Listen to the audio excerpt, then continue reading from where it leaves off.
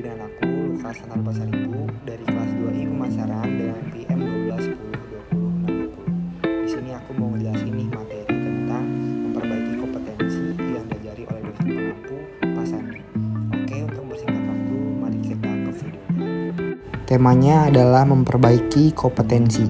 Di slide pertama ada jenis dan kategori kompetensi, di mana ada 8 menurut para ahli. Yang pertama, kompetensi. Karakteristik dasar perilaku individu yang berhubungan dengan kriteria, acuan efektif dan atau kinerja unggul di dalam pekerjaan atau situasi.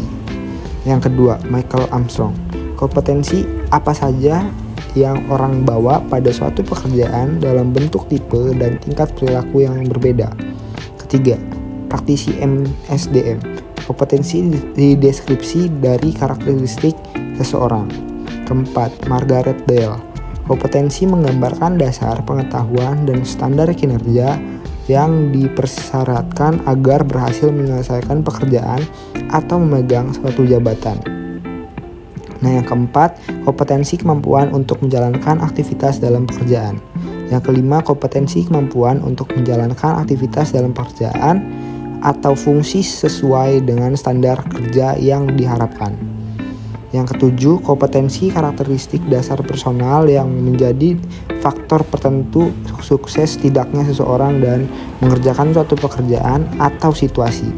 Yang terakhir, kompetensi kemampuan dan karakteristik yang dimiliki seseorang pegawai negeri sipil yang berupa pengetahuan, keterampilan, dan sikap perilaku yang diperlukan dalam tugas jabatannya sehingga PNS tersebut dapat melakukan tugasnya secara profesional, efektif, dan efisien. Nah, di slide kedua tuh ada komponen kompetensi. Itu tuh dibagi 5 macam lagi. Yang pertama, motif menggerakkan, mengarahkan, dan menyeleksi perilaku terhadap tujuan kegiatan tertentu. Yang kedua, karakteristik fisik dan respon konsisten terhadap berbagai situasi informasi. Yang ketiga, sikap, nilai, dan citra seseorang. Yang keempat, pengetahuan informasi seseorang dalam bidang spesifik tertentu. Yang terakhir, kemampuan untuk melaksanakan tugas fisik tertentu atau tugas mental tertentu. Nah, di slide ketiga tuh ada tingkat perbaikan kompetensi, yaitu dibagi menjadi 3 macam. Yang pertama, mudah diperbaiki. Yang kedua, agak sulit diperbaiki. Yang ketiga, sulit diperbaiki. Yang pertama tuh apa sih mudah diperbaiki? Yaitu mengembangkan orang lain, efisiensi produksi, kerja tim, keahlian teknis, orientasi pelayanan, dan mengelola kinerja. Yang kedua, agak sulit diperbaiki. Orientasi hasil, kualitas keputusan, pengaruh, penyelesaian konflik, pemikiran analisis kecerdasan organisasional. Yang ketiga, sulit diperbaiki. Inisiatif, inovasi, integritas dan kejujuran, pengelolaan tekanan, kejiwaan, pemikiran konseptualis, dan fleksibilitas. Selanjutnya ada perbedaan kompetensi dan konsep lain. Apa sih itu perbedaan kompetensi dan konsep lain? Kompetensi merujuk pada pendekatan perilaku. Perilaku tertentu dijadikan parameter untuk mampu melaksanakan pekerjaan secara efektif, berhasil, dan unggul. Nah, itu tuh dibagi menjadi 5 macam bagian. Yang pertama, komponen kompetensi. Komponen kompetensi terdiri dari dorongan sifat, cara diri, peran sosial, dan kemampuan. Yang kedua, pemahaman kompetensi.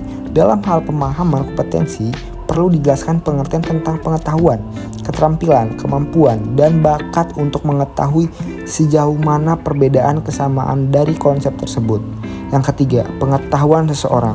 Pengetahuan yang dimiliki seseorang bisa dikategorikan ke dalam 2 jenis, yaitu pengetahuan yang didasari dan pengetahuan yang tidak dapat disadari.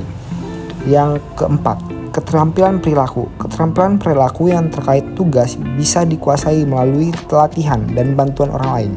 Yang kelima, keterampilan perilaku. Perilaku merupakan fungsi dari faktor kepribadian individu dan faktor lingkungan. Sikap dibentuk dari kombinasi pengalaman, kondisi sosial, lingkungan, dan kepribadian. Berikutnya ada metode penilaian kompetensi. Itu dibagi menjadi 3 macam nih. Yang pertama, desain studi terbaik klasik dengan menggunakan sampel. Yang kedua, desain studi pendek dengan panel ahli. Yang ketiga, studi terhadap pemegang jabatan dan pekerjaan di masa depan. Di slide terakhir ada tahap mendefinisikan model kompetensi. Yang pertama, menjelaskan kriteria kinerja. Yang kedua, mengidentifikasikan orang-orang untuk sampel kriteria. Yang ketiga, mengumpulkan data melalui BI atau metode lain. Yang keempat, menganalisis data dan mengidentifikasikan kompetensi. Yang kelima, mengesahkan model kompetensi. Yang terakhir, mendesain aplikasi. Sekian dari saya, apabila ada kata-kata yang kurang berkenan, tolong dimaafkan. Terima kasih.